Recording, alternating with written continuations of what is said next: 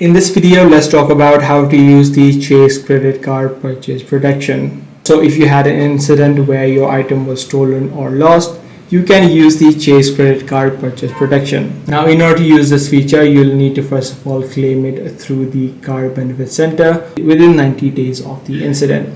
If that is the case with you, you'll need to gather a few documents such as the police report. You'll need to save the in-store receipts. Depending upon your case, if it was stolen or it was damaged, you also need to get a repair estimate. So once you have these documents intact, you can simply submit and track your claim. So what you can simply do is search for Chase eClaim, and you'll be able to come across a website which says chasecardbenefits.com. You can simply head over to it and make sure that you log into your Chase account in order to claim it. Apart from this, and if you don't want to do it online, you could directly call them. But the easiest way is going to be to do it online by signing in, and you need to upload all of the documents that are required. So this is the exact way on how you do it. If this video was helpful to you, be sure to subscribe. I'm going to see you in the next one.